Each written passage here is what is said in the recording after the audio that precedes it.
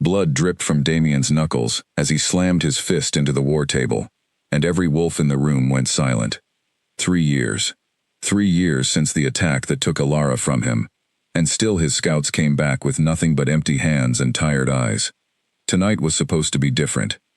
Tonight, one of his trackers claimed to have found something near the old northern border, a scent too faint to be sure of, but strong enough to make Damien's heart pound like a war drum. He did not wait for his guards to gather.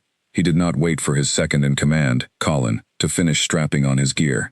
Damien was already out the door, already shifting his weight into a run, before his boots touched the gravel path outside the pack house. The moon was high and silver, casting long shadows across the training yard, and somewhere beyond the tree line, a part of him that had been asleep for 3 years began to stir. The bond, he could feel it, faint but real, tugging at his chest, like a string pulled taut across a great distance. He had felt it flicker once before, a year ago, during a storm that knocked out half the pack's border wards, and then it had gone quiet again, leaving him wondering if he had imagined it out of desperation. But this time it was stronger. This time it did not fade. Colin caught up to him at the edge of the forest, breathing hard, his eyes wide with worry. He had been Damien's friend since they were pups tumbling in the dirt together, long before either of them understood what it meant to carry the weight of a crown. Now Colin looked at his king the way a man looks at someone standing too close to the edge of a cliff. Damien, wait, we do not know what is out there. The northern border has been quiet for years, but quiet does not mean safe. If this is a trap, then it is a trap I am walking into with my eyes open. Damien's voice was low and rough, the voice of a man who had spent 3 years pretending he was fine, while his soul slowly starved. I felt it, Colin. I felt her. Colin did not argue further. He had learned, over the years, that there was no reasoning with Damien when it came to Alara.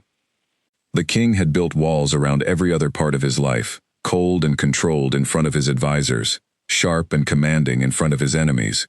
But the moment her name came up, all of that fell away, and what remained was a man who refused to accept that the woman he loved was gone. They ran through the trees together, flanked by 4 guards who kept pace at a respectful distance, weapons ready but lowered. The forest here was old, older than the pack itself, with roots that twisted like veins beneath the earth and branches that blocked out most of the moonlight. Damien had walked this land 100 times as a boy, hunting rabbits with his father, learning the names of every stream and every hill. But the deeper they went, the less familiar it became, as though the forest itself had shifted to hide something precious within its heart. The scent grew stronger with every step.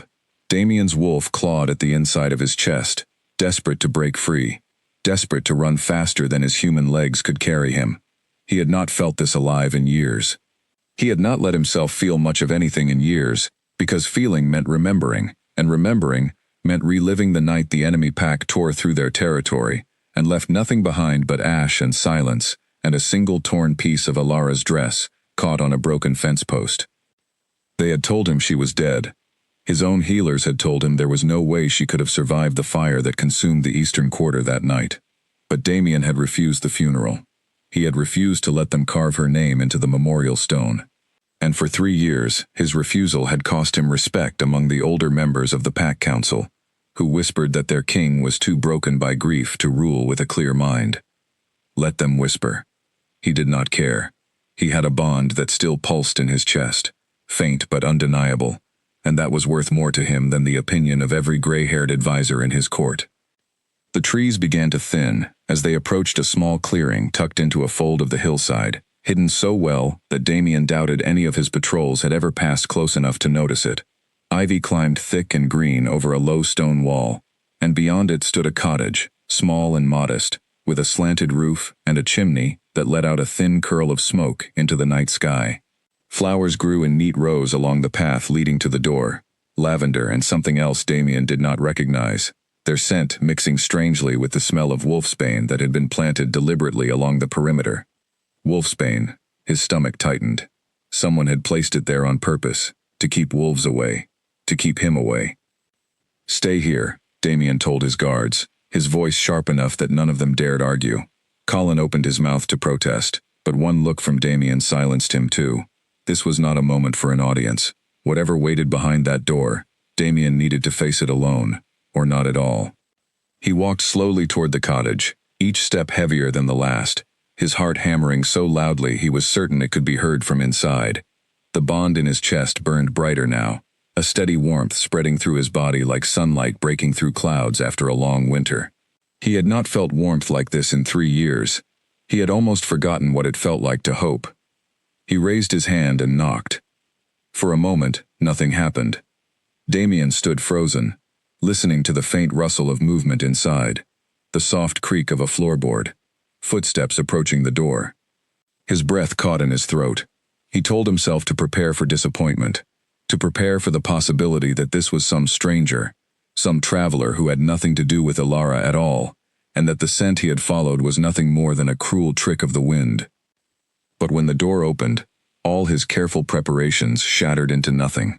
She stood there in the doorway, wrapped in a simple woolen shawl, her hair longer than he remembered, streaked through with strands that caught the moonlight like silver thread. Her eyes were the same warm brown he had memorized 1,000 times over, the same eyes that used to look at him across a crowded room and make the whole world feel quiet. She was thinner than before, and there was a small scar above her eyebrow that had not been there the last time he saw her. But it was her. It was Alara. She was alive. Damien's knees nearly buckled. 3 years of grief, 3 years of stubborn hope that everyone told him was foolish, and here she was standing in front of him, breathing, real, whole.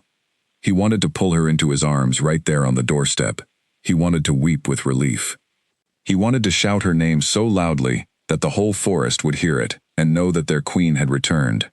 But she only looked at him with polite confusion, the same expression a person gives to a stranger who has knocked on their door too late at night. "Can I help you?" she asked. Her voice was the same voice, warm and clear, but there was no recognition in it, no flicker of memory, nothing that suggested she knew who he was at all. Damien's mouth went dry. "Alara," he whispered, testing the name on his tongue, as though saying it aloud might unlock something hidden behind her eyes. She tilted her head, a small crease forming between her brows. "I am sorry, but you must have the wrong person. My name is Lena." She studied him for a moment longer, taking in his torn shirt, the mud on his boots, the wild look in his eyes. "Are you hurt? You look like you have been running for a long time." Damien felt the ground shift beneath him. This was Alara. He was certain of it, certain in every fiber of his being, certain in the way the bond in his chest sang the moment she opened the door. But she was looking at him like he was a stranger, calling herself by a name he had never heard before, and speaking to him with the careful kindness one might offer to a lost traveler. Something was very wrong. He thought of the wolfsbane planted around her cottage. He thought of the years he had spent chasing rumors and dead ends, always arriving too late, always finding nothing but silence where he hoped to find her. He thought of the enemy pack that had attacked that night, the ones who had vanished into the shadows before his forces could catch them, the ones who had never been found or punished for what they had done. Someone had hidden her here. Someone had taken his mate, erased whatever memories she carried of their life together, and tucked her away in this quiet corner of the world, where no wolf would ever think to look, protected by plants that repelled his kind, and a new name that severed her from her past. He needed to be careful. If he told her the truth now, blurted out that she was his mate, his queen, the missing piece of a kingdom that had mourned her for 3 years, she would likely think him mad and shut the door in his face. Worse, if whoever had done this to her was still watching, still protecting whatever secret kept her trapped in this false life, revealing his knowledge too quickly could put her in danger all over again. He needed time. He needed to understand what had happened to her before he could bring her home. "I am sorry," Damien said, forcing his voice into something calmer, something that would not frighten her away. "You are right. I think I lost my way in these woods. My name is Damien."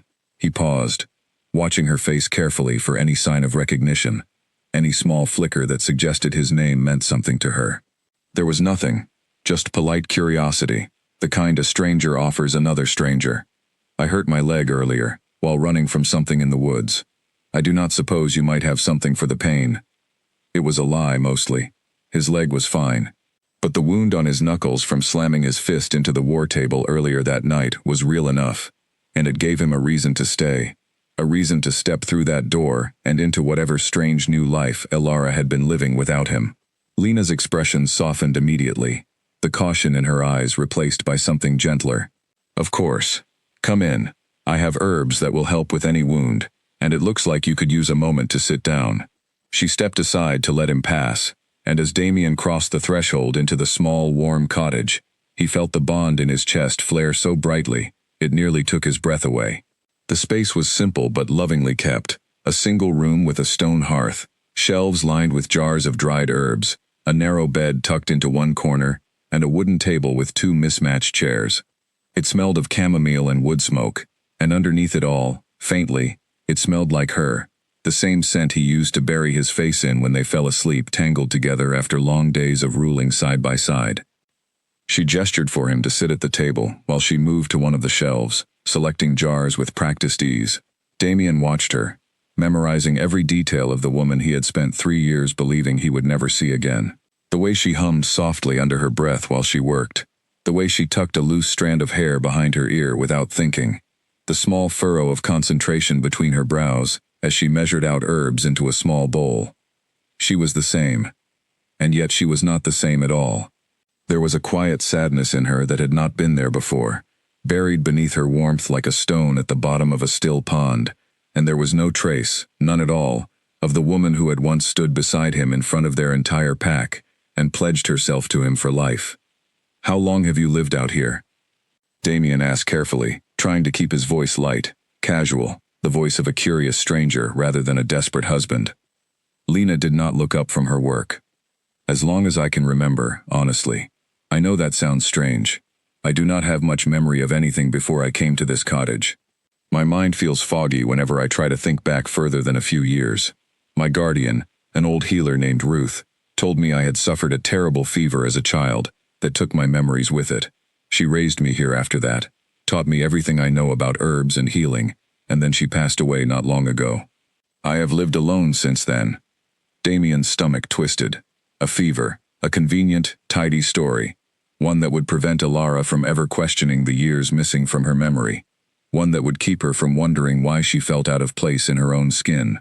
He wanted to shake her, to tell her that everything she believed about herself was a lie built by someone with terrible intentions.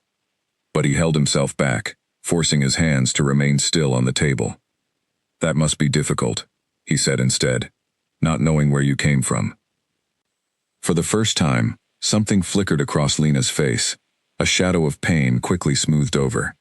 Sometimes I have dreams, strange ones, fire, and shouting, and a voice calling a name that is not mine. I used to think they were just nightmares, the kind everyone has now and then. But lately they have been coming more often, and they feel less like dreams, and more like memories trying to claw their way back to the surface. She shook her head, as if trying to shake the thought away entirely, and turned to face him with the bowl of herbs in her hands. I am sorry. That is a strange thing to share with someone I just met. Let me see your hand. Damien offered his bruised knuckles without hesitation, watching as she gently cleaned the wound and applied a paste that smelled faintly of mint and something sharper underneath. Her touch was soft, careful, exactly the way he remembered it, from the countless times she had tended his wounds, after training sessions, or border patrols gone wrong. His chest ached with the effort of not reaching for her, not pulling her hands to his lips, not telling her everything all at once. But he thought of the wolfsbane outside her door. He thought of whoever had gone to such trouble to erase her identity and hide her away from the world. If that person, or those people, learned that the Alpha King had found her, they might come to finish whatever they had started 3 years ago. He could not risk her safety by moving too fast. He would stay close. He would learn everything he could about the life she had been living, the dreams that haunted her sleep, the people who might know something about how she came to be here. And when the time was right, he would find a way to bring her memories back, gently, safely, without shattering the fragile peace she had built for herself in this hidden corner of the forest. Thank you, Damien said, as she finished wrapping his hand. I do not suppose you would mind if I stayed nearby for a few days.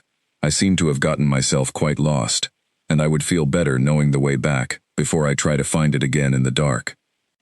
Lena studied him for a long moment, and Damien held his breath, terrified that she would refuse, that she would send him back out into the night, and closed the door on the only lead he had found in 3 years of searching. But then she smiled, small and hesitant, and something in Damien's chest that had been frozen for years began, slowly, to thaw. "There is an old shed out back," she said. "It is not much, but it has a roof, and a bit of straw for warmth. You are welcome to stay there until you find your way." "Thank you," Damien said again, meaning it more than she could possibly understand. "You have no idea how much this means to me."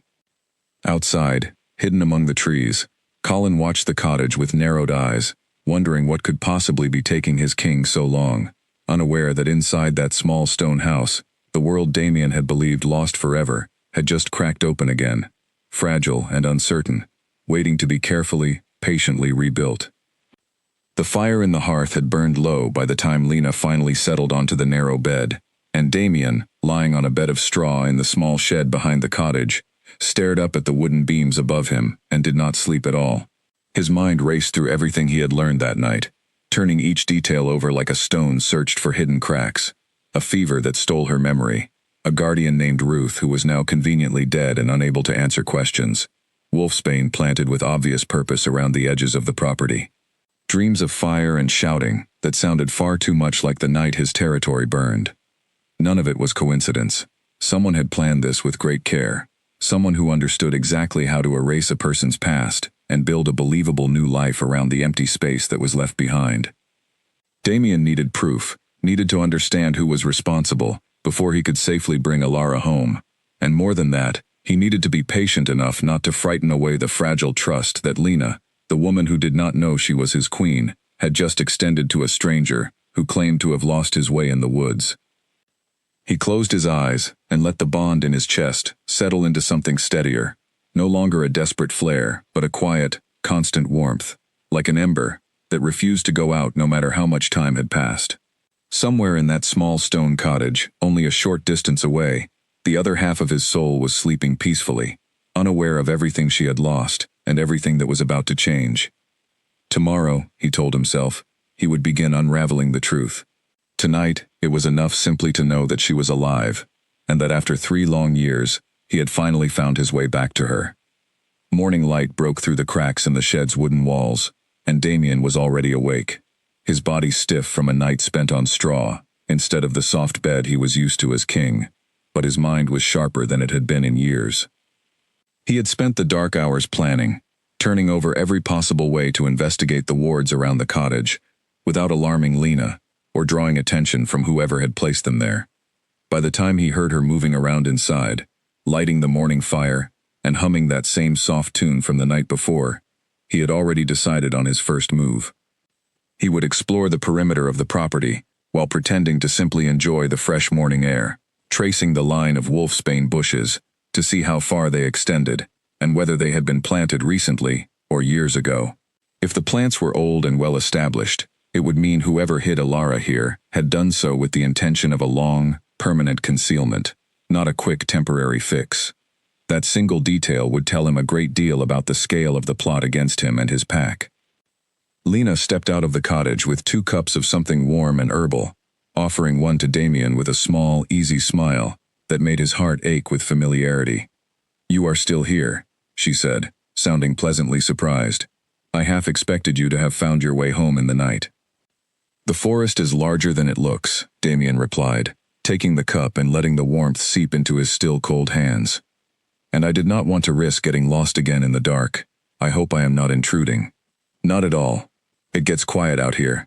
I do not mind the company." She glanced toward the tree line, and for a moment, her expression grew distant, thoughtful, as though she were listening for something just beyond the edge of hearing. "Though I should warn you, this part of the forest can feel strange sometimes. Ruth always told me it was best not to wander too far past the garden." Damien filed that piece of information away carefully. A boundary, drawn not with fences but with warnings, meant to keep Lena contained without ever making her feel like a prisoner. It was a clever kind of trap, one built from suggestion and fear rather than locks and chains, and it made his blood run cold to think of Alara living for years under such quiet, invisible control. "Did Ruth ever explain why?" he asked, keeping his tone light, curious rather than probing. Lena shrugged, wrapping both hands around her own cup. She said there were dangerous animals out that way. Wolves, mostly. She always seemed nervous whenever the subject came up, so I never pushed for more of an explanation. It never mattered much to me anyway. I have everything I need right here, she said the words simply, without bitterness, but Damien caught the faint shadow behind them. The sense of a life lived, small and careful, because someone had convinced her that the wider world was full of danger, meant only for her. He wanted to tell her, right then, that the wolves she had been warned about were not her enemies at all, that one of them had spent 3 years grieving her, as though the sun itself had gone out. But he swallowed the words down, and instead asked if he might walk the edge of the garden, just to stretch his legs before deciding which direction to try for his journey home. Lena agreed easily enough, returning to her morning chores while Damien wandered the perimeter of the property with careful, measured steps. The wolfsbane, he discovered, was old, its roots thick and deep, definitely planted years ago rather than recently. Interwoven among the bushes, he noticed faint markings carved into several of the larger stones scattered along the property line, small symbols that meant nothing to him at first glance, but that stirred a distant memory, something he had seen once before, in an old book his father kept locked away in the pack archives, a book about dark magic used by rogue witches to bind and conceal. His pulse quickened. If a witch had been involved in hiding Alara, that changed everything. Witches were rare, feared, and fiercely independent, rarely working alongside wolf packs unless bound by significant payment or debt. If the enemy pack responsible for the attack 3 years ago had enlisted the help of a witch to erase Alara's memory and conceal her from the world, it meant the attack itself had been planned with far more care and cruelty than anyone in his court had ever suspected. He needed more information, and he needed it without revealing his suspicions to Lena, who clearly had no idea that the symbols scattered around her home were anything more than decorative stones. He made a mental note of their placement, planning to sketch them later, so he could show them to the pack's own scholars, people who might be able to identify exactly what kind of spell had been woven into the land around this cottage. As he circled back toward the front of the property, he found Lena kneeling in her garden, carefully pulling weeds from around a row of herbs, her sleeves rolled up to reveal forearms that carried faint, thin scars Damien did not remember from before. He crouched beside her, keeping his voice gentle. "These scars," he said carefully, nodding toward her arms. "Do you know how you got them?" Lena glanced down at her own skin, as if seeing the marks for the first time in a long while. "Ruth said I fell often as a child, before my memory started. I do not remember any of it, honestly. Sometimes I forget they are even there." She resumed her work, unbothered, but Damien's jaw tightened with quiet fury. He recognized those scars. He had seen wounds like that before, thin and precise, the kind left behind by claws during a fight, not by a careless fall as a child. Someone had hurt her, and then told her a story so ordinary that she never had reason to question it. He forced himself to breathe evenly, to keep the anger from showing on his face. Losing his composure now would only frighten her, and frightening her was the last thing he wanted to do. Trust needed to be built slowly, one small moment at a time, until she felt safe enough to hear the truth, without feeling as though her entire world had been ripped out from beneath her. "You have a gentle way with plants," he said instead, changing the subject. "Did Ruth teach you everything you know about healing?" Lena's face brightened at the shift in conversation, clearly more comfortable discussing her craft than her missing past. "Most of it, yes, though I think some of it comes naturally to me too. I always seem to know exactly which herb will help with which ailment, even before I have tried it. Ruth used to say I had a gift for it." She smiled faintly, proud despite herself. "I have helped several travelers over the years. A hunter with a broken leg, a merchant who caught a terrible fever passing through. People find their way here more often than you might think, given how hidden this place is." Damien listened closely, cataloging every detail. If travelers had passed through here over the years, it meant Lena had some contact with the outside world, however limited. It also meant that whoever was keeping watch over her, whether the witch responsible for the spell or someone working alongside them, had allowed those visits to happen, likely because none of those travelers ever recognized her as anything more than a healer, living alone in the woods. Damien was different. Damien knew exactly who she was, and the moment that knowledge became obvious to whoever was watching this cottage, everything would change. He spent the rest of the morning helping Lena with small chores around the property, chopping firewood, hauling water from the small stream that ran behind the cottage, tasks that gave him an excuse to stay close, while also allowing him to study every inch of the land for further clues. By midday, his shoulders ached in a way they had not in years, not from the physical effort, but from the sheer emotional weight of pretending to be a stranger to the woman he loved more than his own life. Over a simple lunch of bread and stew, Lena asked him questions about himself, careful, polite questions that Damien answered as honestly as he dared without revealing his identity. He told her he came from a family that valued duty above almost everything else, that he had lost someone important to him, and had spent years searching for answers he was not sure he would ever find. Lena listened with quiet sympathy, her brown eyes soft with understanding, and Damien realized with a pang of bittersweet relief that even without her memories, even stripped of everything that had once connected them, the essence of who she was remained utterly unchanged. She was still kind. She was still curious. She still had that same gentle way of making anyone she spoke with feel as though their pain mattered. "I hope you find what you are looking for," Lena said softly, once he finished speaking. "It sounds like it has been a long journey." "Longer than you know," Damien admitted, and for just a moment, something in his expression must have slipped, some flicker of the desperate hope and love he had carried for 3 years, because Lena tilted her head and studied him with a curiosity that bordered on uncertainty. "You look at me sometimes," she said slowly, "as though you already know me. Have we met before? I know that sounds like an odd thing to ask a stranger, but there is something familiar about you. I cannot explain it." Damien's heart pounded so hard he was certain she could hear it. This was the moment, the crack in the wall he had been waiting for, the first sign that some part of her, buried deep beneath whatever spell had been cast over her mind, was beginning to sense the truth. He chose his words with the greatest care he had ever used in his life. "Perhaps in another lifetime," he said quietly. "Some things feel familiar even when we cannot remember why." Lena did not push further, but she did not look away either, her gaze lingering on him a moment longer than necessary before she returned to her meal, a small crease of thoughtfulness settling between her brows. Damien watched her, his chest tight with hope and fear in equal measure, and understood, with sudden clarity, that whatever spell had been placed on her mind was not perfect. Somewhere beneath the surface, the bond between them was fighting to be remembered, and all he needed to do was give it enough time, enough patience, and enough gentle truth to finally break free. That evening, as the sun dipped low behind the hills and painted the sky in soft shades of orange and violet, Damien sat outside the shed and allowed himself, for the first time in 3 years, to feel something close to hope.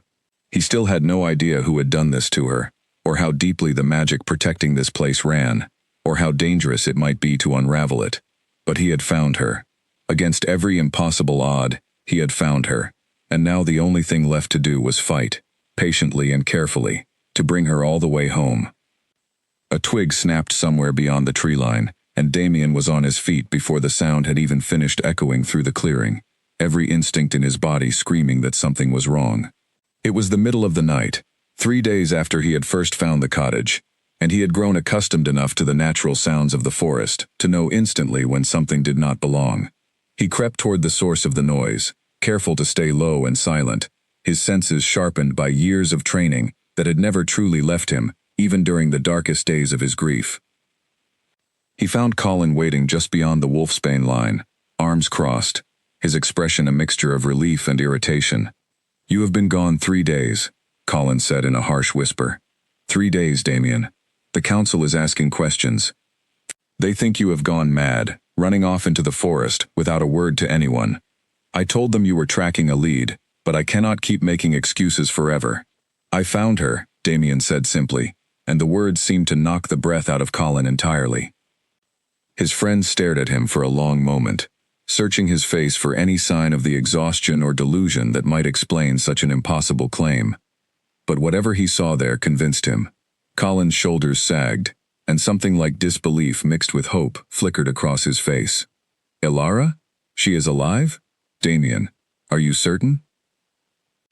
"I am certain," Damien said, his voice thick with emotion, even after 3 days of forcing himself to stay calm in her presence.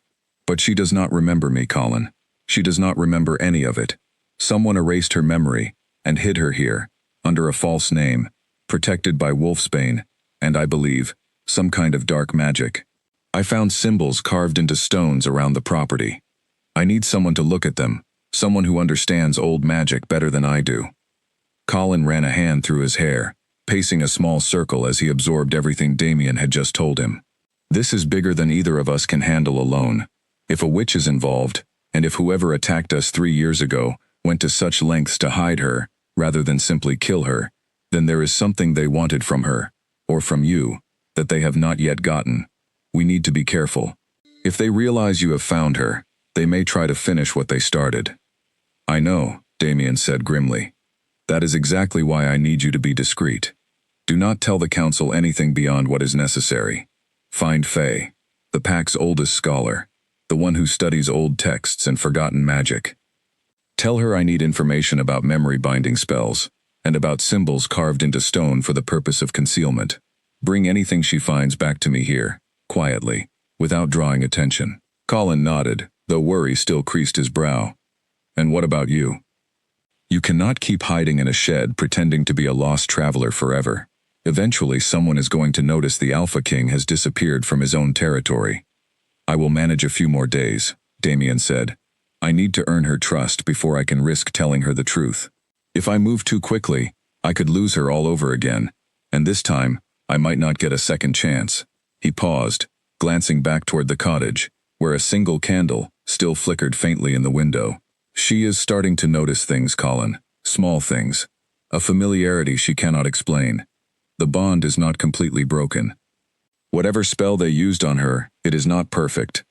Colin followed his gaze toward the cottage, his expression softening. Then we do this your way. For now.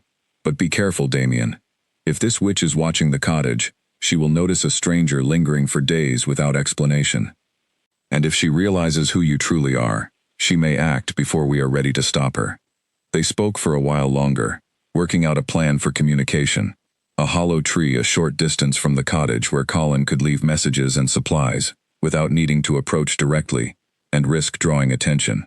By the time Colin slipped back into the darkness of the forest, the sky had begun its slow shift from black to deep blue, and Damien returned to the shed with a heavier heart than before, weighed down by the knowledge that whoever had done this to Alara was still out there, still hidden, still capable of striking again. He did not sleep. Instead, he lay awake, turning over every detail of the past 3 days, searching for anything he might have missed. The dreams Lena described, of fire and shouting, and a voice calling a name that was not her own. The scars on her arms that told a different story than the one she had been given. The symbols carved into stone that spoke of magic, far darker than anything he had encountered in his years as king. Each piece fit together into a picture he did not want to see clearly, a picture of calculated cruelty, designed not just to hurt him, but to hurt Alara, in ways that might never fully heal, even after her memories returned. The next morning brought an unexpected visitor to the cottage, and Damien's blood ran cold the moment he caught the newcomer's scent on the wind, sharp and unfamiliar, carrying a faint trace of something that made his wolf bristle with instinctive suspicion. He was helping Lena gather herbs near the edge of the garden when a woman appeared at the tree line, older, dressed in dark traveling clothes, her expression carefully neutral as she approached the cottage with slow, measured steps. Lena straightened immediately, her posture shifting from relaxed to cautious in an instant, though her voice remained polite. Mara, I was not expecting you. Mara. Damien committed the name to memory instantly, watching the newcomer with careful, guarded eyes.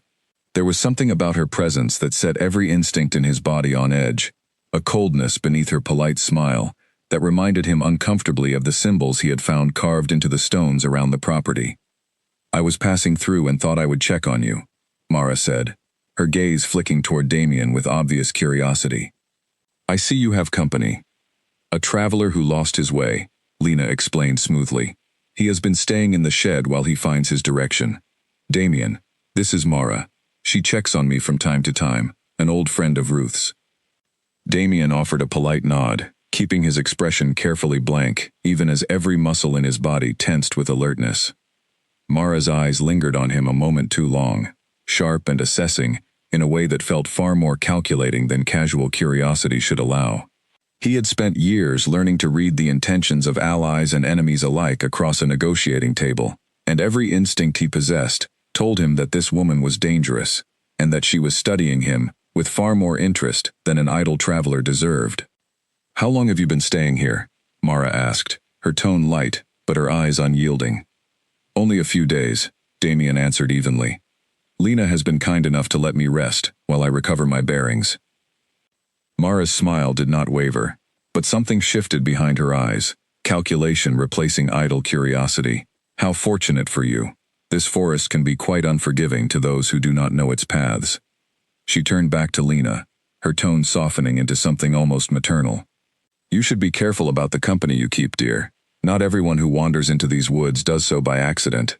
The warning was thinly veiled, and Damien understood immediately that it was meant for him as much as for Lena. Mara suspected something, perhaps not the full truth, but enough to feel uneasy about his presence. He would need to be even more careful now, aware that every move he made was likely being watched and reported back to whoever had orchestrated Alara's disappearance in the first place. Lena, apparently oblivious to the tension crackling beneath the surface of the conversation, simply laughed softly and waved off the concern. "Damien has been nothing but helpful, Mara. He chopped enough firewood yesterday to last me through the next month. I think I can trust a man who works that hard without complaint." Mara's gaze flicked back to Damien, and for a brief, chilling moment, he saw something flash across her expression that looked almost like recognition, quickly smoothed away before it could fully form. His heart pounded. Did she know who he was? Had she seen him before, perhaps at a distance during the attack 3 years ago, or through whatever magic had allowed her, if she truly was responsible, to monitor Alara from afar all this time? "Well," Mara said finally, her tone returning to its earlier pleasant neutrality, "I will not keep you both from your morning. I simply wanted to make sure you were well, Lena. I will visit again soon." She left as quietly as she had arrived, disappearing back into the tree line without another glance in Damien's direction, though he could feel her attention lingering on him even after she vanished from sight. Once she was gone, Lena let out a small breath, some of the tension in her shoulders easing. "She can be a bit unsettling sometimes," Lena admitted, almost apologetically. "But she has always looked out for me, ever since Ruth passed. I suppose I should be grateful."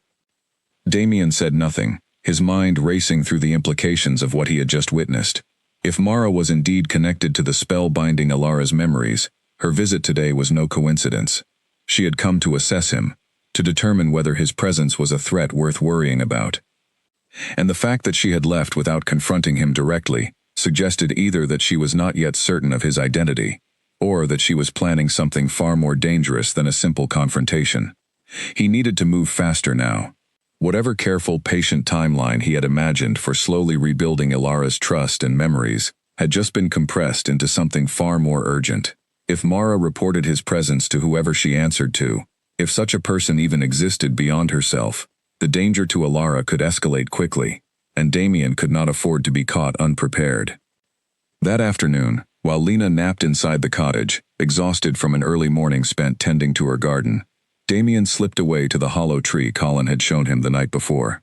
Inside, wrapped carefully in oiled cloth, he found a small collection of papers, notes hastily copied from old texts, along with a brief message from Colin explaining that Faye, the pack scholar, recognized the symbols immediately as belonging to an old and rare form of binding magic, one capable of not only erasing memories, but of tethering a person's identity so thoroughly to a false narrative that even powerful truths could struggle to break through.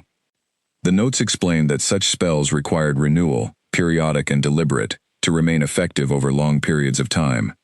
Someone had been returning to this cottage regularly, likely disguised as a caretaker or friend, to maintain the magic keeping Alara trapped within her false identity.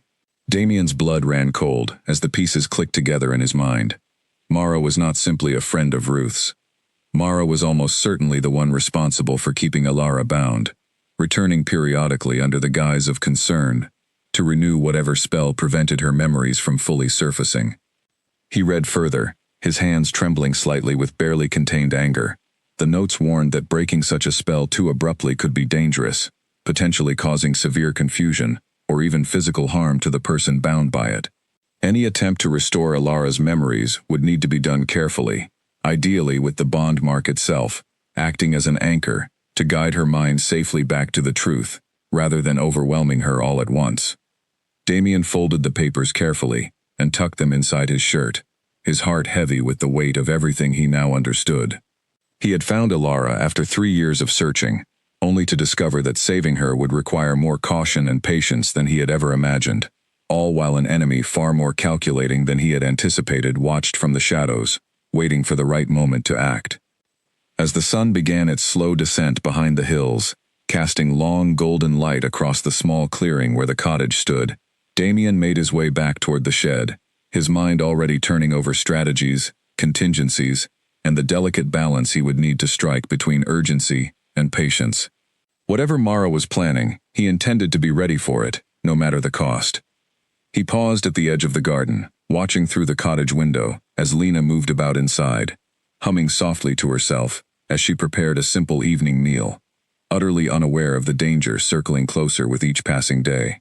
Damien's chest tightened with a fierce, protective love that had never once wavered in 3 long years of grief and searching. Whatever it took, whatever sacrifices the coming days demanded of him, he would not lose her again. Not now. Not when he had finally found his way back to her side.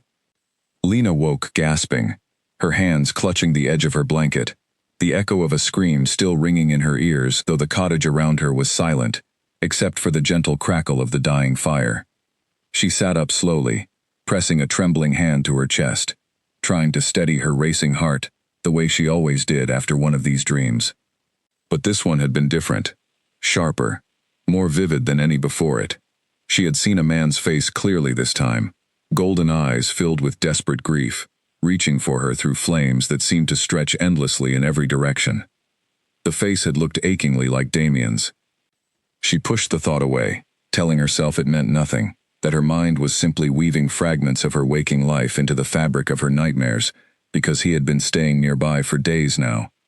It was a reasonable explanation. It was the only explanation that did not frighten her. Outside, she could hear the faint sound of an axe splitting wood, steady and rhythmic, and she pulled her shawl tighter around her shoulders before stepping out into the cool morning air. Damien looked up from his work when the door creaked open, and something in his expression shifted the moment he saw her face, concern replacing the neutral calm he usually wore. "Are you all right?" he asked, setting the axe aside and crossing the small distance between them. "You look pale." "Another dream," Lena admitted, wrapping her arms around herself. "It felt so real this time. There was a man, and fire, and he was calling my name, except it was not the name I know. He looked so sad, Damien, so desperate." She hesitated, studying his face carefully, searching for something she could not quite name. "He looked a little like you." Damien's jaw tightened almost imperceptibly, and for a moment, Lena thought she saw something raw and painful flash behind his eyes before he carefully smoothed it away. "Dreams can be strange things," he said quietly. "They borrow faces from the people around us without much reason." "Maybe," Lena murmured, though she did not sound entirely convinced. She studied him a moment longer, and Damien felt the weight of her gaze settle over him like a physical thing, heavy with questions she had not yet found the courage to ask aloud. "Can I ask you something, and you promise to answer honestly?" Damien's heart pounded, uncertain of what she might ask, uncertain of how much longer he could continue dancing around the truth without either breaking his own resolve or losing her trust entirely. "Of course." "Do you know me from somewhere?" Lena asked softly. "I know I have asked something similar before, and you gave me an answer that sounded lovely, but did not really answer anything at all. But I need to know. Ever since you arrived, I have felt something I cannot explain. A pull, almost. Like my body knows something my mind has forgotten." She wrapped her arms tighter around herself, vulnerability bleeding into every word. "Please, Damien, tell me the truth." He stood there for a long moment, torn between everything he had planned and the desperate ache in her voice that made lying to her feel like a betrayal far worse than any risk he might be taking by telling her too soon. He thought of Mara's visit, of the warning notes hidden in the hollow tree, of every careful reason he had constructed for waiting until the timing was perfect and the danger had passed. But looking at Lena now, standing in front of him with fear and hope tangled together in her eyes, he understood that there was no such thing as perfect timing. There was only this moment, and the choice of whether to honor the trust she was offering him, or to protect her with another careful, calculated lie. "Yes," he said finally, quietly. "I do know you. But it is a long story, and I am not sure you are ready to hear all of it." Lena's breath caught, her eyes widening with a mixture of relief and fear. "Then tell me the parts I am ready for. Please. I cannot keep living with these dreams, and this feeling that something important is missing from my life, without at least understanding a piece of the truth." Damien gestured toward the small bench near the garden, and they sat together as the morning sun climbed higher above the trees, casting warm light across the clearing. He chose his words with the greatest care he had ever exercised, aware that every sentence he spoke could either build the fragile bridge back to her memories, or shatter it entirely. "Your name is not Lena," he began gently. "It is Ilara, and a long time ago, before whatever happened to bring you to this cottage, we knew each other very well. We were close, closer than most people ever get to be with another person." Lena's face had gone pale, her hands gripping the edge of the bench tightly enough that her knuckles turned white. "Ilara," she repeated softly, testing the name the way one might test the strength of thin ice before stepping onto it. "That does not sound familiar. And yet," she paused, pressing a hand to her chest. "Something about it feels right, heavier than my own name has ever felt. I believe something happened to you," Damien continued carefully. "An attack, several years ago, that separated you from the life you once knew. I believe your memories were taken from you, deliberately, by someone who wanted to keep you hidden. I do not know all the details yet, but I intend to find out, and I intend to help you get your memories back, if that is what you want." Lena sat in stunned silence for a long moment, processing the enormity of what he had just told her. When she finally spoke, her voice trembled, with a complicated mixture of fear and desperate hope. "If this is true, why would someone do such a thing to me? Who would want to hurt me so badly that they would take away everything I once knew?" "I do not know for certain," Damien admitted, "but I intend to find out, and I promise you, whoever is responsible will answer for what they have done." "And you," Lena said slowly, studying his face with new eyes, searching for whatever connection might explain the pull she felt toward him, the familiarity that lived beneath the surface of every conversation they had shared. "What were you to me, before all of this happened?" Damien's throat tightened with emotion he had spent 3 years learning to suppress in front of others, but he could no longer hide it from her now, not when honesty was the only path forward. "I loved you," he said simply. "I still do, more than anything else in this world." Lena's eyes filled with tears, though whether from grief, confusion, or some deeper recognition she could not fully articulate, Damien could not tell. She reached up and pressed her fingers gently against her own temple, as though trying to physically coax the missing memories back into place through sheer force of will. "I want to believe you," she whispered. "Some part of me already does, which frightens me more than anything. But I do not remember any of it, Damien. I do not remember you, or this life you describe, or even my own name. How can I trust something my heart feels, but my mind cannot recall?" "You do not have to trust it all at once," Damien said gently, resisting every instinct that urged him to pull her into his arms and hold her the way he used to, understanding that such a gesture now, without her full consent and understanding, would only frighten her further. "Take whatever time you need. I am not asking you to become someone you no longer remember overnight.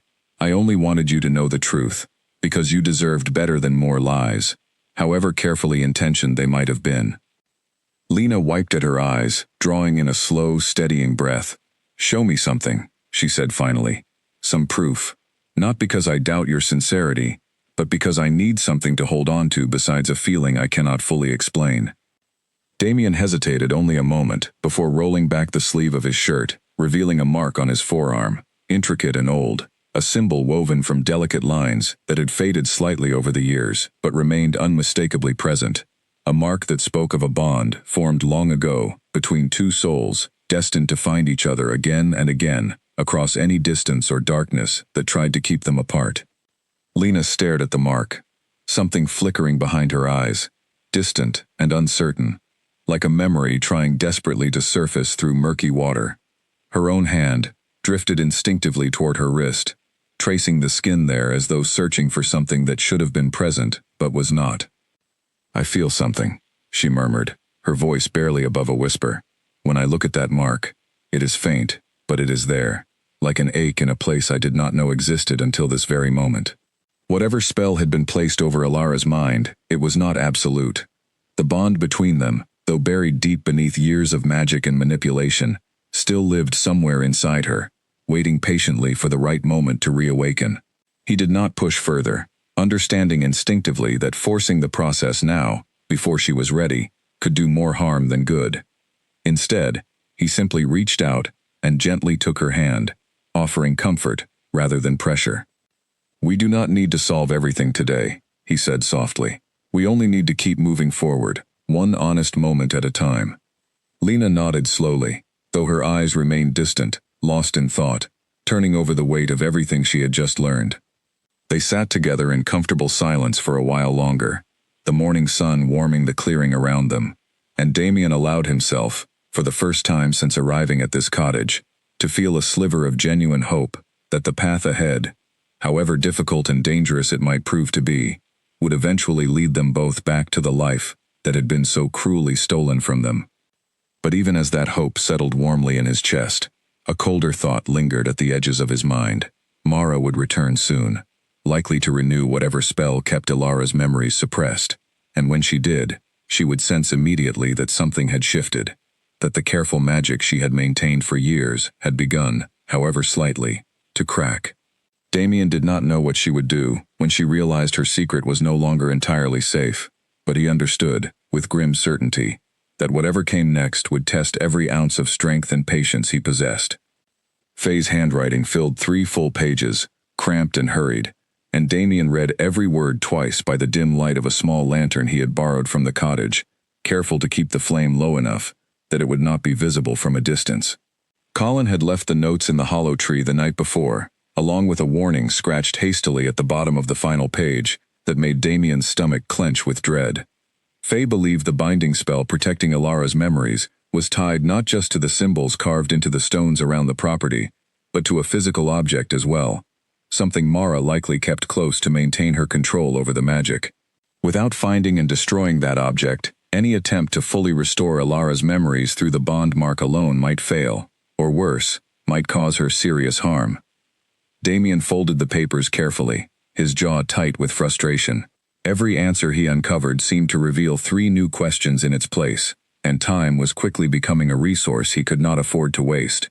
Mara had visited twice more since her first appearance, each time under the guise of simple concern for Lena's well-being, but Damien noticed the subtle changes in the woman's demeanor with each visit, the way her eyes lingered a fraction too long on him, the way her questions grew slightly sharper, more probing, disguised beneath polite conversation. She suspected something. He was certain of it now. He needed to find whatever object anchored the spell before Mara realized the full extent of what Damien had already uncovered, and before she decided that the risk of exposure outweighed whatever value she gained from keeping Alara hidden and controlled. But searching the cottage itself felt impossibly risky. Lena lived there, moved through every corner of that small space daily, and any object of significant magical importance would likely be hidden somewhere she rarely ventured, or disguised as something entirely ordinary. He thought back through every detail of his time in the cottage, searching his memory for anything that seemed out of place, anything Lena had mentioned in passing that might hint at where such an object could be concealed. And then it came to him, a small detail from one of their earlier conversations that he had barely registered at the time. Lena had mentioned a locked chest tucked beneath the floorboards near her bed, something Ruth had told her never to open, claiming it contained nothing but old, useless trinkets from a life neither of them cared to remember. A locked chest, deliberately hidden, and forbidden without explanation. It fit the pattern perfectly. Damien waited until Lena fell asleep that night, before slipping quietly into the cottage, moving with the careful silence of a man who had spent years training in stealth and combat alongside his warriors.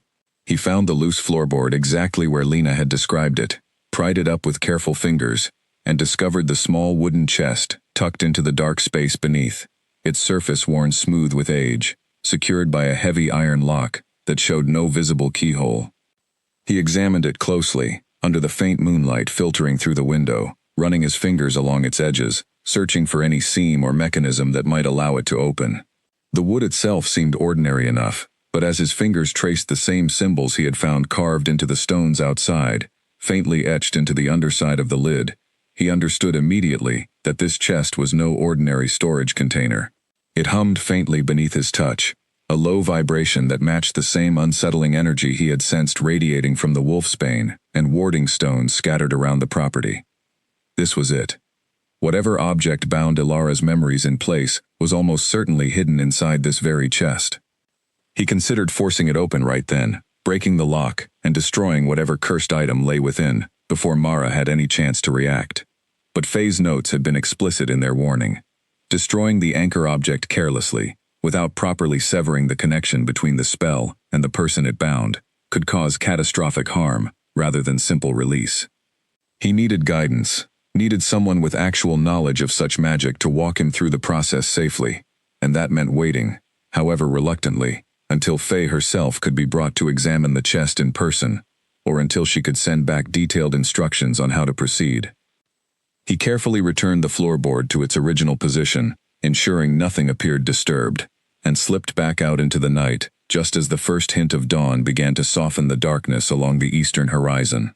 His mind raced with everything he had discovered, weighed down by the knowledge that time was running short, that Mara's suspicion grew with each passing visit, and that whatever confrontation awaited them all was drawing steadily closer whether they were prepared for it or not. He met Colin again the following night at the hollow tree, relaying everything he had found, watching his old friend's expression darken with each new detail. "This is more dangerous than either of us realized," Colin said grimly, once Damien finished explaining. "If Mara is working alone, we might be able to handle this quietly, without drawing attention from whoever else may be involved. But if she answers to someone else, someone connected to the pack that attacked us 3 years ago, then destroying her spell might trigger a far larger response than we are prepared to handle with just the two of us, and a handful of guards." "I know," Damien admitted, running a tired hand across his face, "but I cannot simply wait indefinitely, while Ilara remains trapped in a life built entirely on lies, especially now that she has begun to sense the truth for herself. Every day we delay is another day Mara might decide the risk of exposure is too great, and choose to eliminate the problem entirely, rather than allow her secret to unravel." Colin fell silent for a long moment, clearly turning the weight of that possibility over in his mind. "Then we prepare for the worst," he said finally. "I will bring additional guards closer to the border, quietly, without drawing attention from the council, or from anyone who might report back to Mara, or whoever she serves. And I will push Faye to send whatever information she can as quickly as possible. But Damien, you need to be ready for the possibility that this confrontation happens before we are fully prepared. If Mara realizes her secret is at risk, she will not wait for a convenient moment to act." Damien nodded grimly, understanding the truth of his friend's words even as every instinct in him rebelled against the uncertainty of it all. He had spent 3 years searching for Ilara, only to find her trapped in a delicate, dangerous situation that demanded patience and precision in equal measure, qualities that felt nearly impossible to maintain when every part of him simply wanted to gather her into his arms and carry her far away from every threat that lingered in these woods. He returned to the shed as the sky began to lighten, exhaustion settling heavily into his bones, but sleep remained elusive. Instead, he lay awake listening to the quiet sounds of the cottage stirring to life as Lena began her morning routine, and he found himself thinking, not of the danger that surrounded them, but of the quiet, steady courage she had shown the day before, when he finally told her the truth about who she really was.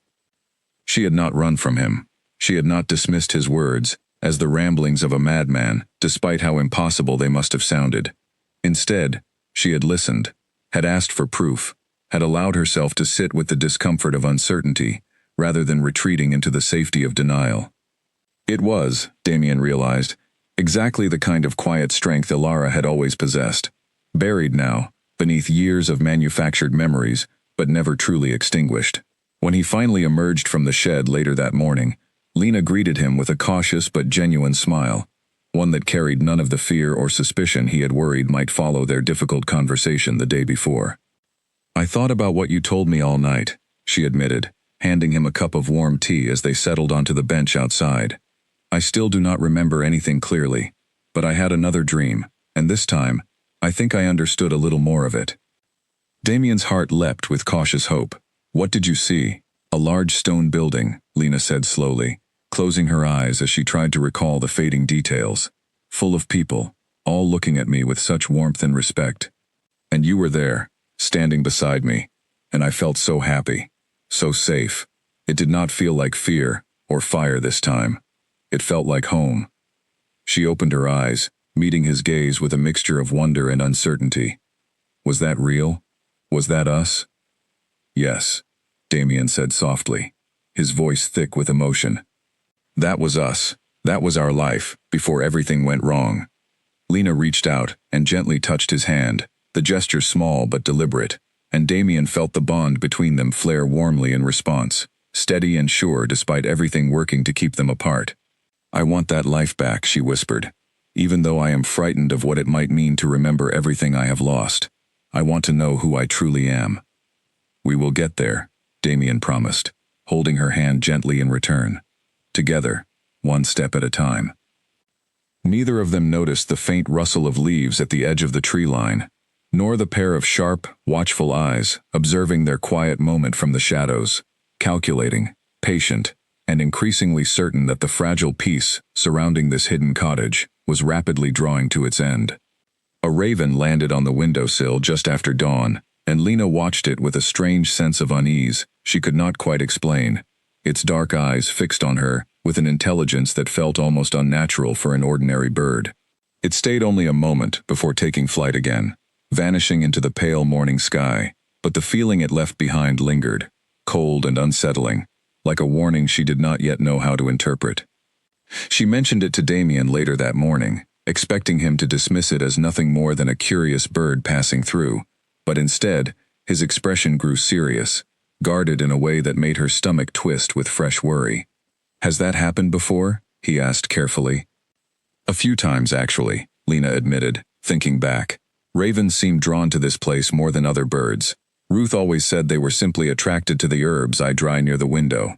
Damien did not look convinced, though he kept his concerns to himself for the moment, unwilling to alarm her further without more concrete evidence.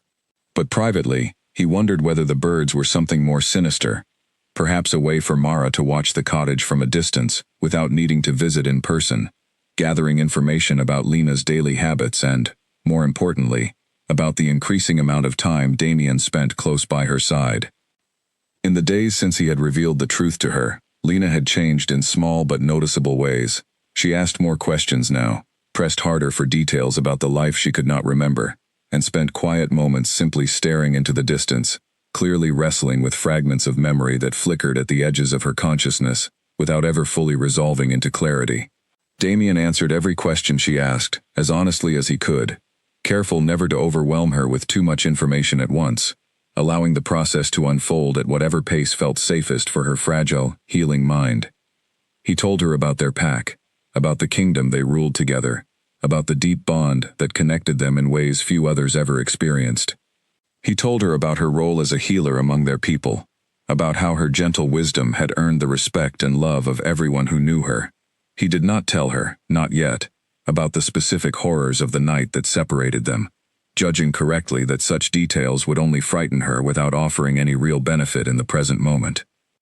Lena absorbed each piece of information carefully, sometimes with tears in her eyes, sometimes with a soft, wondering smile, as though trying on a life that felt both foreign and deeply, achingly familiar all at once. And with each passing day, small moments of genuine recognition began to surface between them, subtle at first, but growing steadily more frequent. She began humming a tune Damien recognized instantly as a song they used to dance to together during quiet evenings, though when he asked her about it, she claimed she had no memory of ever learning it, only that it felt right somehow, comforting in a way she could not fully explain. She reached for his hand without thinking during a walk through the garden, only realizing what she had done a moment later, her cheeks flushing with surprised embarrassment. And once, while helping him gather firewood, she called him by a nickname, soft and affectionate, one that Damien had not heard spoken aloud in 3 long years, and the sound of it nearly brought him to his knees with the force of memory and longing it stirred within him. "I am sorry," Lena said quickly, noticing the raw emotion on his face. I do not know where that came from. Do not apologize, Damien said, his voice rough with barely contained feeling. You used to call me that all the time. Hearing it again means more to me than you could possibly know. These small moments, fragile and fleeting as they were, gave Damien hope that the spell binding Alara's memory was beginning to weaken naturally, perhaps strengthened by his continued presence and the gentle truths he had shared with her, or perhaps simply because the bond between them had always been stronger than any magic designed to suppress it. But he remained cautious, aware that Mara's visits were growing more frequent, her expression increasingly tense and watchful whenever she observed the easy familiarity growing between Damien and the woman she still called Lena. During her most recent visit, 3 days after the raven had first appeared on the windowsill, Mara arrived without any pretense of casual friendship, her expression sharp and serious as she studied both Damien and Lena with open suspicion. You seem different lately, she said to Lena, her tone carrying an edge that had not been present during earlier visits. More talkative, more curious about things you never used to think about. I suppose spending time with new company has changed things, Lena replied carefully, glancing briefly at Damien, though she did not elaborate further on their private conversations. Mara's gaze shifted to Damien, cold and assessing. You have stayed here far longer than any lost traveler ever should. I find myself wondering what exactly keeps you so committed to remaining in this particular corner of the forest. Lena's company has been a comfort during a difficult time in my life, Damien answered smoothly, matching her cold tone with practiced calm. I did not realize hospitality came with a limit on how long it could be appreciated.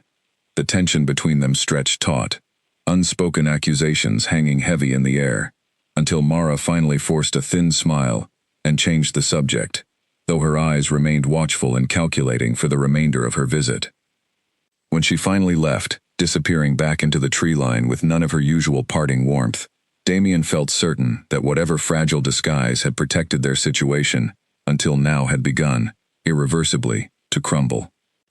That night, he received an urgent message from Colin, waiting in the hollow tree, informing him that Faye had finally identified the exact nature of the spell binding Alara's memories, along with detailed instructions on how to safely destroy the anchor object hidden within the locked chest. But the message carried a grave warning as well. Faye's research revealed that Mara was not acting alone.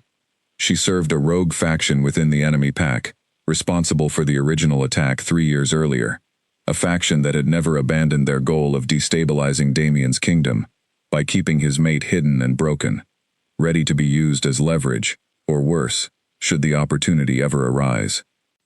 If Mara reported her growing suspicions to this faction, the danger to both Damien and Alara would multiply significantly beyond anything either of them had yet faced.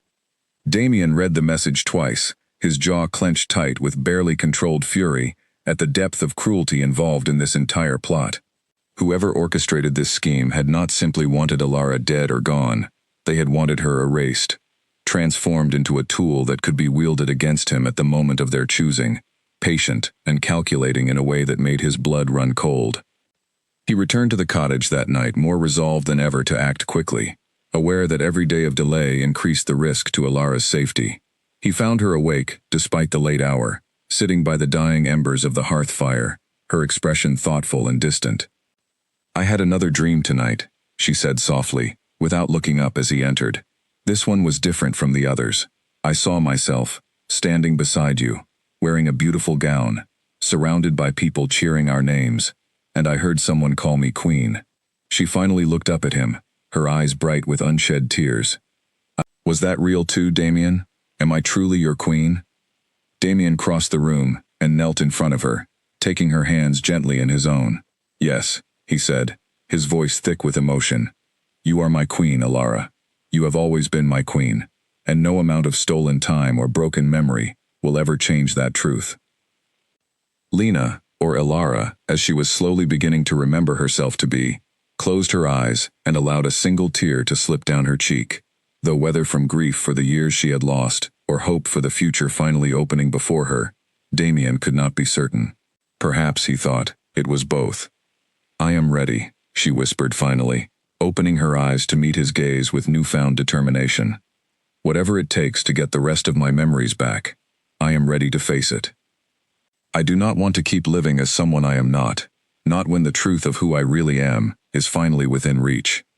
Damien pressed a gentle kiss to her knuckles, his heart swelling with love and fierce protective determination. Then we will do this together, he promised. And I will not let anyone take you from me again. Outside, hidden among the shadows of the trees, a raven watched the small cottage with unnatural stillness before finally taking flight into the darkness, carrying word of everything it had witnessed back to the one who commanded its silent, watchful loyalty. The chest sat open on the cottage floor, its heavy iron lock broken and discarded to one side, and inside, nestled among faded cloth, lay a small dark stone, carved with the same unsettling symbols Damien had found scattered throughout the property. It pulsed faintly, with a sickly energy that made his skin crawl the moment he laid eyes on it, confirming everything Faye's research had warned him to expect. He had returned to the hollow tree at first light to retrieve Faye's final instructions, delivered this time not through Colin but through the scholar herself, who had traveled through the night under the cover of darkness to deliver her knowledge in person, understanding the gravity and urgency of the situation firsthand. Faye was an older woman, small and unassuming, but her eyes carried the sharp intelligence of someone who had spent a lifetime studying magic most wolves feared to even acknowledge. The stone must be destroyed precisely, Faye had explained, her voice calm, despite the tension radiating from both Damien and Colin as they listened. Simply crushing it, or burning it, will not sever the connection cleanly. It requires a specific method, one that channels the bond between mates to overwrite the false binding placed upon her mind. You will need to hold the stone in one hand and press your mate mark against hers with the other, allowing the natural bond between you to flow through the stone and break its hold entirely. And if I do this incorrectly? Damien had asked, his voice tight with barely restrained anxiety. Faye's expression had grown grave. If done incorrectly, the stone could reject the natural bond and instead force a complete memory collapse, potentially erasing what little of her true self remains rather than restoring it. This must be done with absolute focus and care, Damien. There will be no opportunity to try again if it fails the first time. The weight of that warning had followed him back to the cottage, heavy and unrelenting, and now, standing over the open chest with Alara beside him, watching the malevolent stone with wide, apprehensive eyes, Damien felt the full magnitude of what they were about to attempt settle over him like a physical burden. Are you certain about this? He asked her one final time, needing to hear the confirmation from her own lips before proceeding. Once we begin, there may be no turning back. Alara, though she still occasionally slipped back into introducing herself as Lena out of old habit, met his gaze with steady resolve, the fear in her eyes tempered by a determination that reminded Damien powerfully of the fierce, courageous woman he had fallen in love with so many years ago. I am certain, she said firmly. I would rather face whatever truth waits for me on the other side of this than continue living a life built entirely on lies. Whatever happens, I choose this. I choose to remember. Damien nodded, drawing in a slow, steadying breath before carefully lifting the dark stone from its resting place.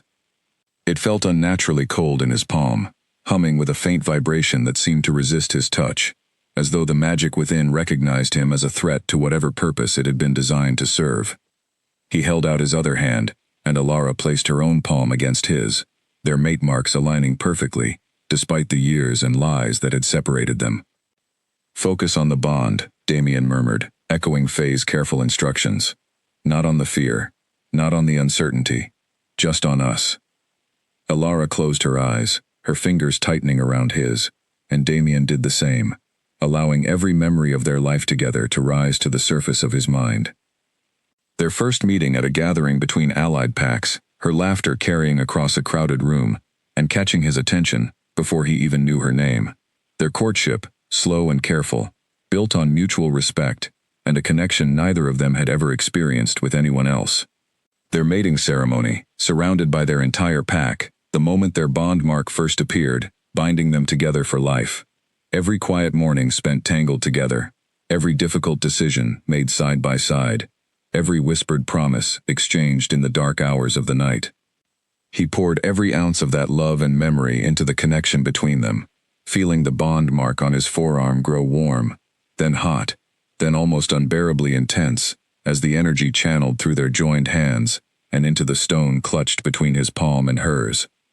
The stone began to vibrate violently, its dark surface cracking with thin, glowing fissures that spread rapidly across its cursed exterior.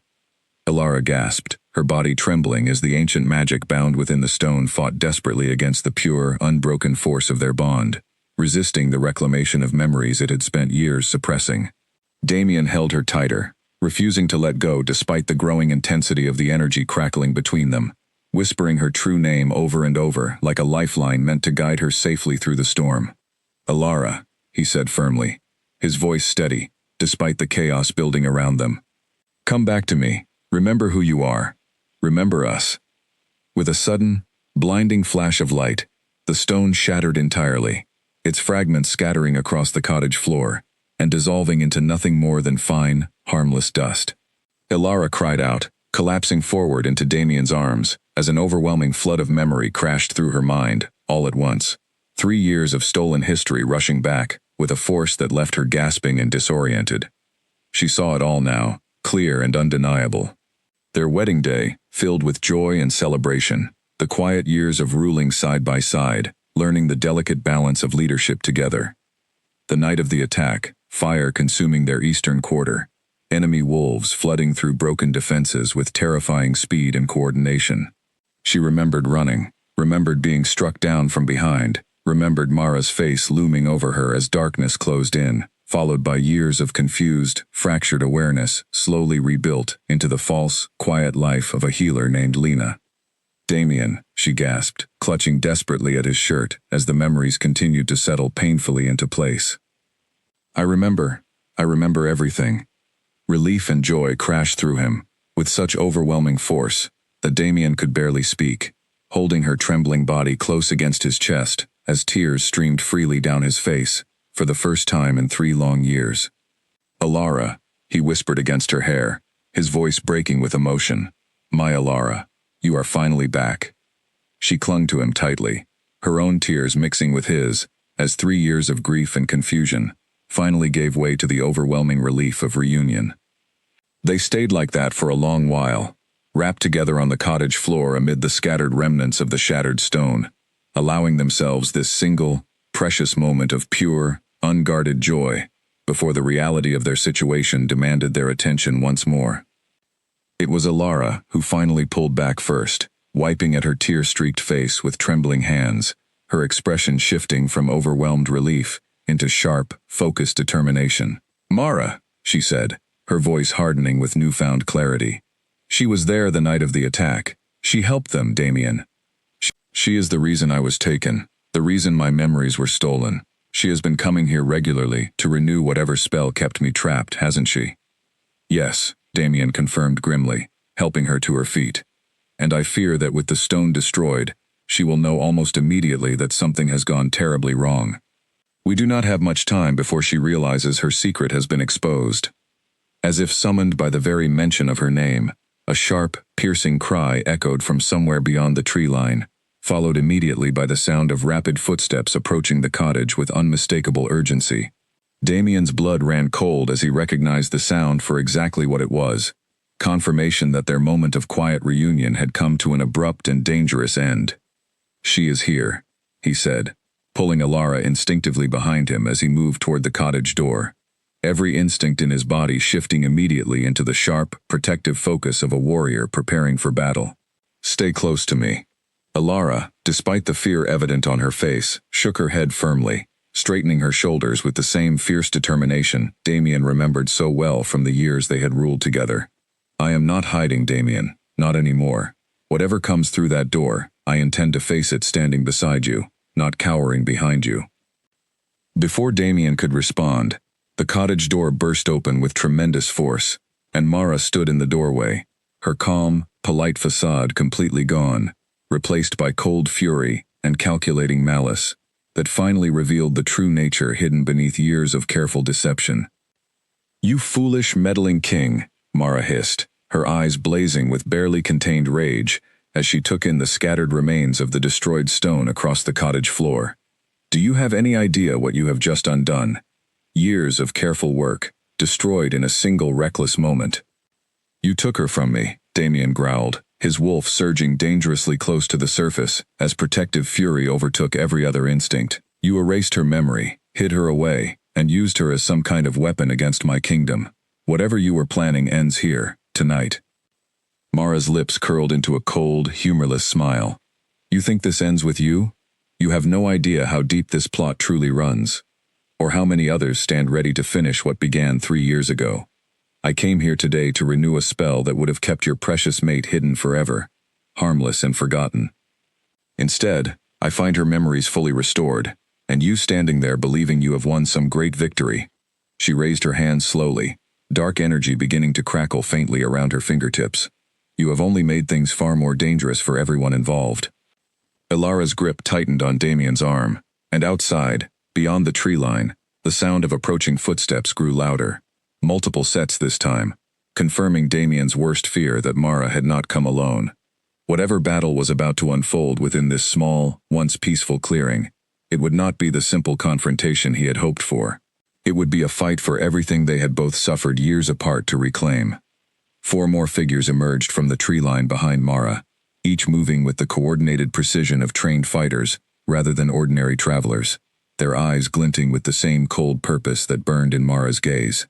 Damien recognized the markings on their clothing instantly, faded but unmistakable, the same symbols worn by the enemy pack that had attacked his territory 3 years earlier. His wolf surged forward with a fierce, protective growl, every instinct in his body preparing for the confrontation that had been 3 long years in the making. Ilara, get behind me, he commanded, though his tone carried none of the dismissive protectiveness it might have held in the past. This time, it was simply strategy, a request born of mutual respect, rather than an attempt to shield her from the truth of what she could handle. I told you, Ilara replied firmly, stepping instead to his side, rather than behind him, her posture straightening, with the confident authority of the queen she had always been, beneath the surface of her stolen identity. I fight beside you, not behind you. Mara laughed, cold and humorless, gesturing toward her companions with casual command. How touching. A reunited couple, ready to face down 5 trained warriors together. I almost admire the sentiment, foolish as it is. Before Damien could respond, a sharp whistle cut through the tension of the clearing, and Colin burst through the tree line from the opposite direction, flanked by 6 of Damien's own guards, weapons drawn and expressions grim with readiness. Damien felt a surge of relief, mixed with fierce pride at his old friend's timing, understanding immediately that Colin must have sensed the growing danger, and mobilized reinforcements the moment he suspected Damien might need them. You are not the only one who came prepared, Damien said to Mara, a hard edge of satisfaction entering his voice, despite the tension still coiled tight in his chest. Mara's confident expression flickered for just a moment, before hardening once more into cold resolve. It matters little how many guards you bring. Our orders were clear from the beginning. If the girl's memories were ever restored, she was to be eliminated, rather than allowed to return to your side. A broken, forgotten mate served our purpose well enough. A fully restored queen, with knowledge of everything we have done, serves us not at all. The declaration sent a fresh wave of protective fury, surging through Damien's chest, his wolf clawing violently at the surface, desperate to defend his mate against the very real threat now standing openly before them. Beside him, Ilara's own posture shifted, her eyes flashing with a fierce, determined light that spoke of a wolf finally beginning to stir after years of dormant suppression. You will not touch her, Damien said, his voice dropping into the low, commanding growl of an alpha, prepared to defend everything he held dear.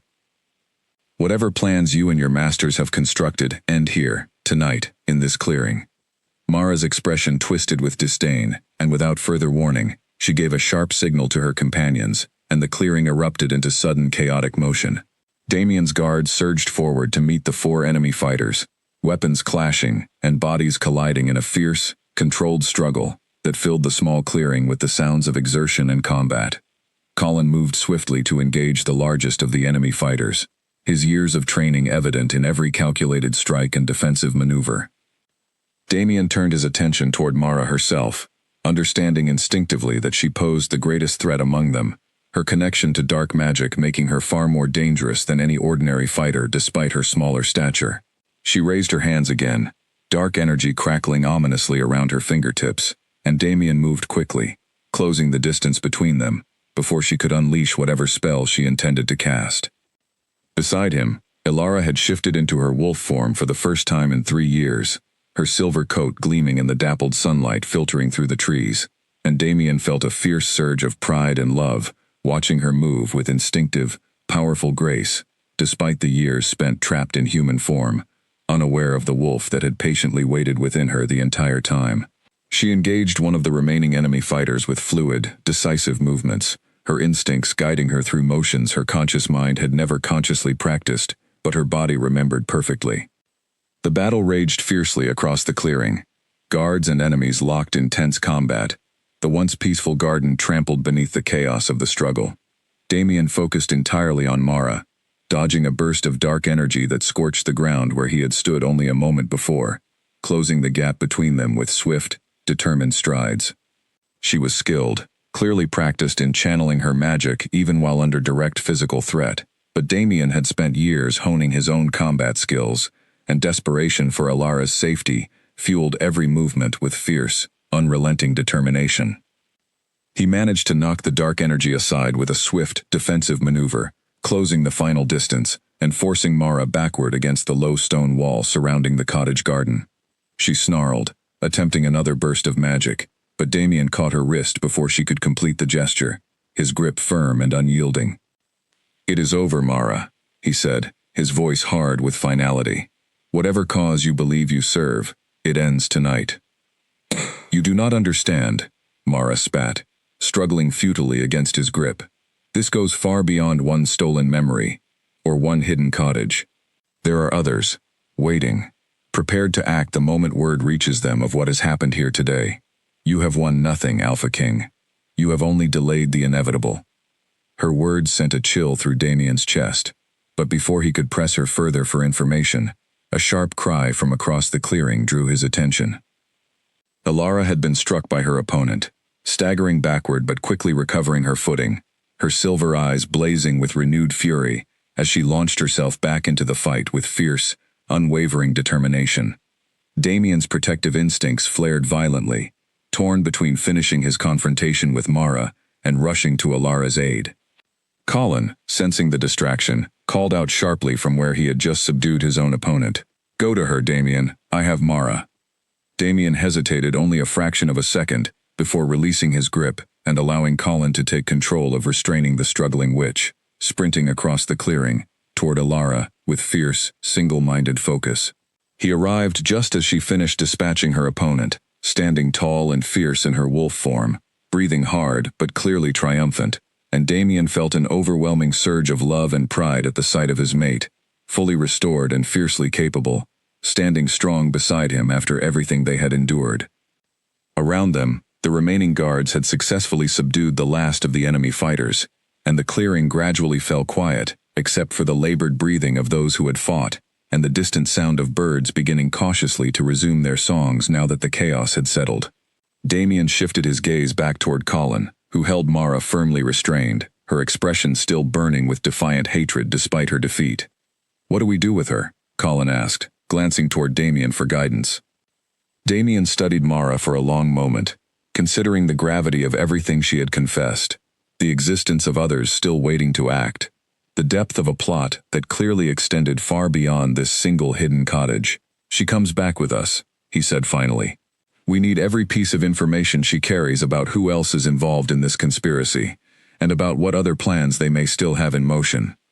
Ilara, having shifted back into her human form, wrapped a borrowed cloak around herself and stepped closer to Damien's side, her expression steady, despite the exhaustion evident in every line of her body. "I want to be there when she is questioned," she said firmly. "I deserve to understand exactly what was done to me, and why." "You will be," Damien promised, reaching out to gently cup her face in his hands, relief and love washing over him in overwhelming waves, now that the immediate danger had finally passed. "We will uncover every piece of this together, Ilara. I promise you that." She leaned into his touch, closing her eyes briefly, as though allowing herself, for just a moment, to feel nothing but the simple comfort of his presence, after years of forced separation and confusion.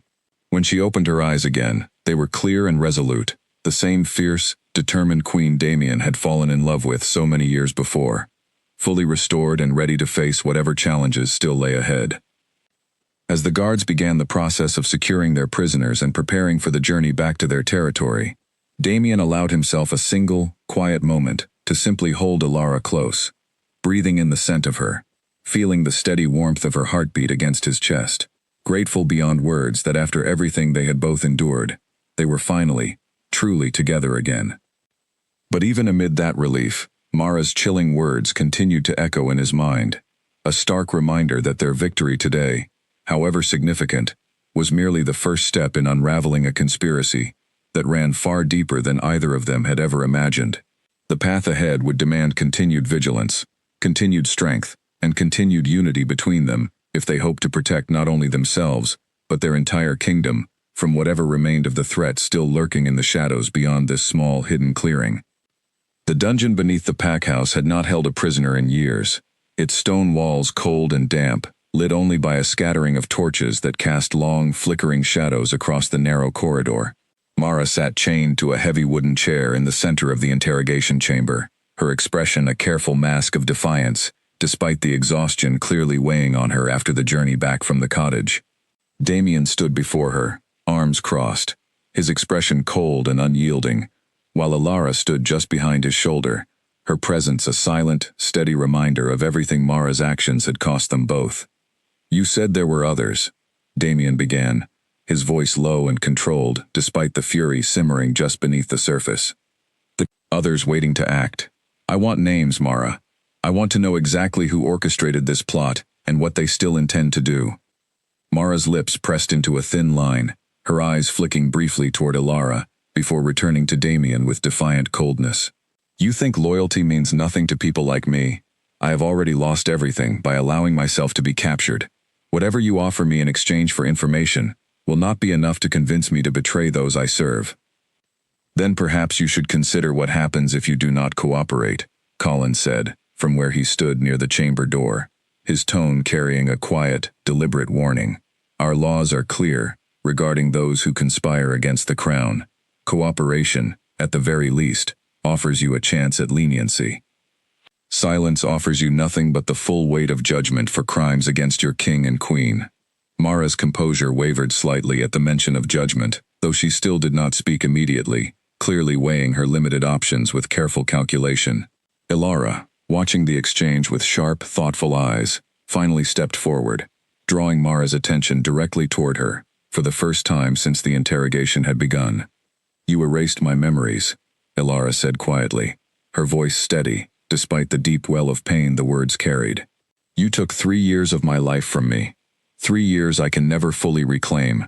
Memories I will never fully recover, no matter how much time passes. I want to understand why. Not for justice, not for revenge, but simply because I deserve to know the truth about what was done to me, and why."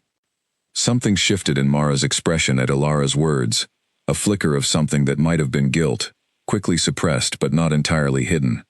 She was silent for a long moment before finally speaking, her voice quieter now, stripped of its earlier defiance. "The pack that attacked your territory 3 years ago was not acting alone," she admitted slowly. "They were following orders from a faction within your own council, wolves, who believed your rule was too soft, too focused on maintaining peace, rather than expanding your territory and strengthening your position among the other packs. They believed that removing your mate, rather than killing her outright, would destabilize your leadership more effectively than an outright assassination.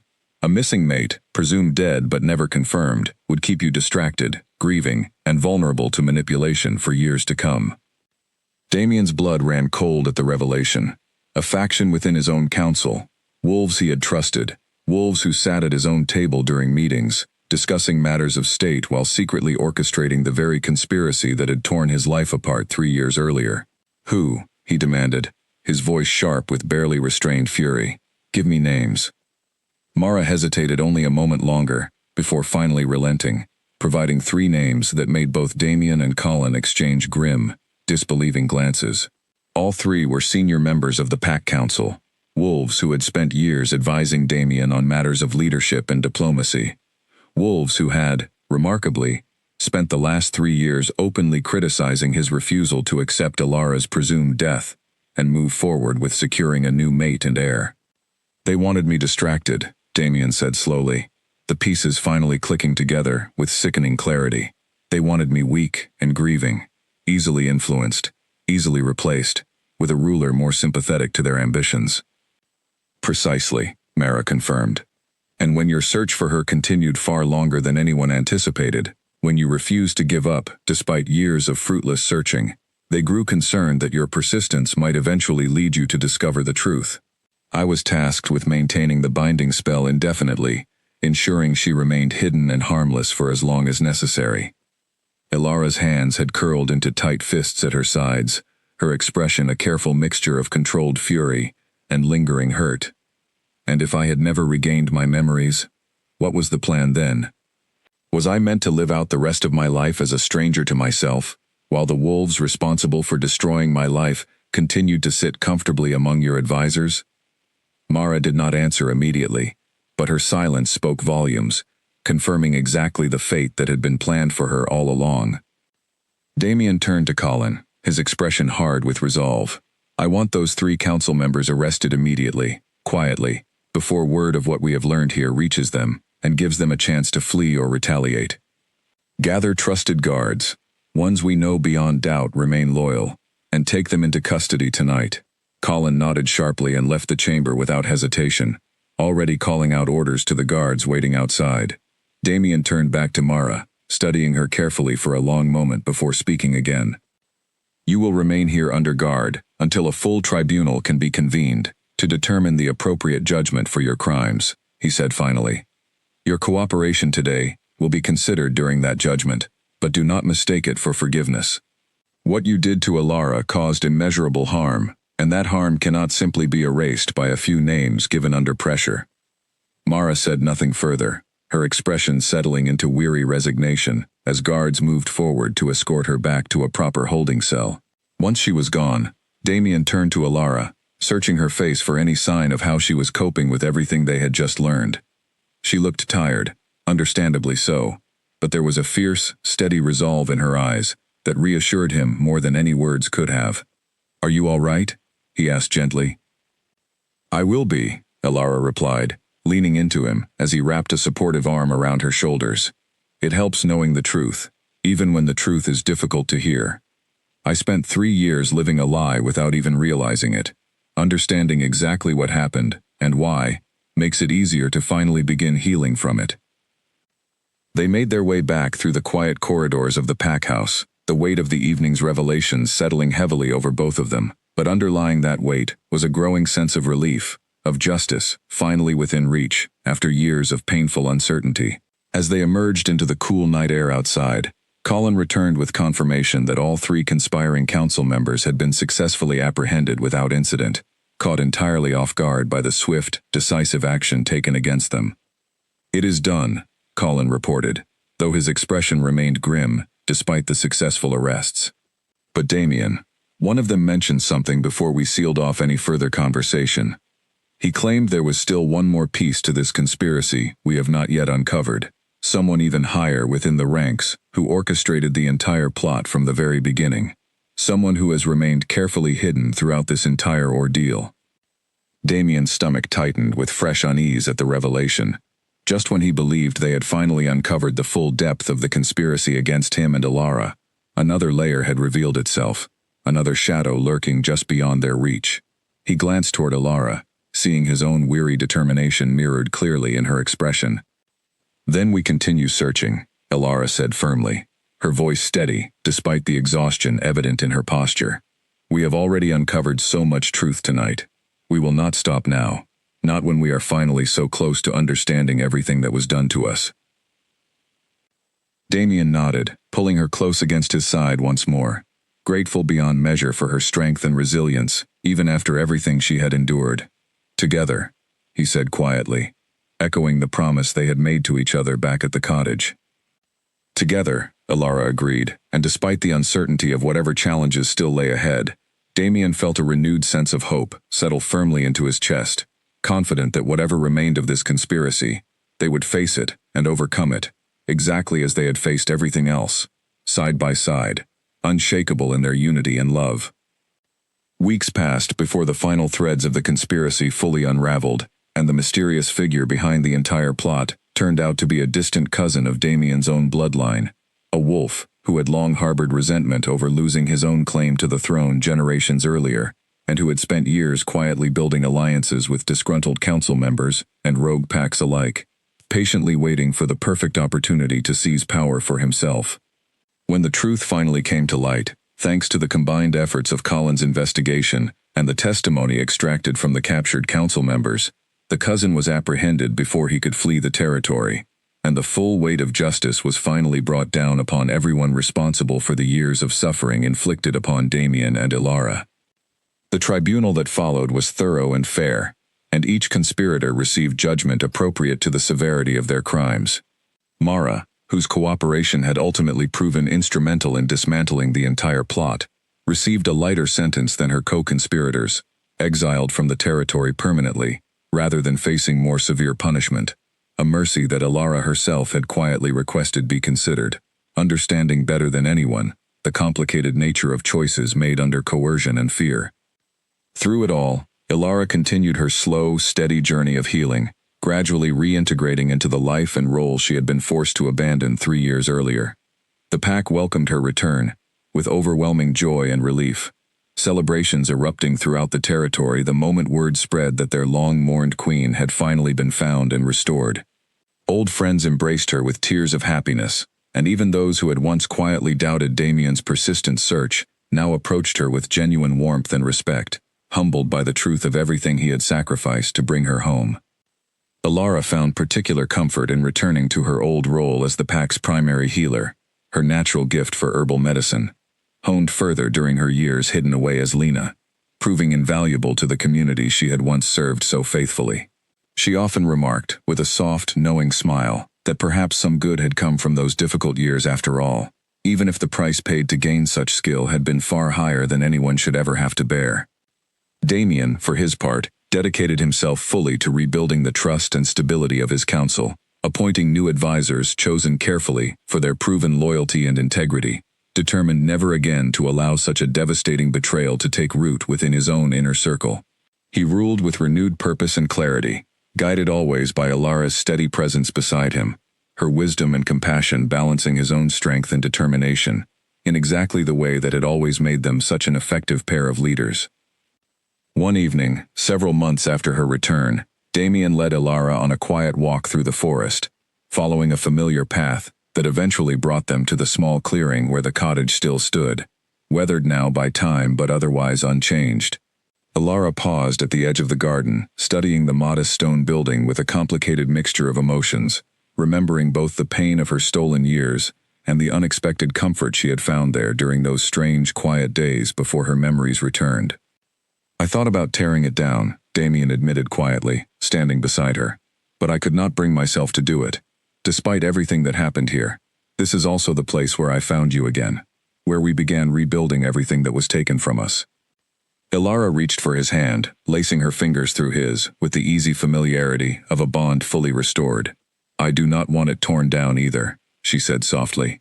"I think, instead, I would like to keep it, not as a reminder of what was stolen, but as a place we can return to when we need quiet, away from the demands of ruling an entire kingdom. A place that belongs only to us." Damien smiled, pressing a gentle kiss to her temple. "Then it shall remain exactly as it is, a quiet retreat for the two of us, whenever we need a moment away from the world." They spent that evening together in the small cottage, sharing a simple meal by candlelight, laughing softly over memories both old and newly reclaimed, savoring the quiet joy of simply being together, without the shadow of conspiracy or danger looming over them any longer. As the fire crackled warmly in the hearth, Ilara rested her head against Damien's shoulder, feeling more at peace than she had in longer than she could clearly remember. 3 years, she murmured softly, almost to herself. 3 years lost, and yet somehow, we found our way back to each other. "I never stopped believing I would find you," Damien said, wrapping his arm gently around her. "Even when everyone else told me to let go, to accept that you were gone, some part of me always knew you were still out there, waiting for me to find you." Alara tilted her head up to meet his gaze, her eyes soft with love and gratitude. And you did find me. Against every impossible odd, you found me, and brought me home. We found each other, Damien corrected gently.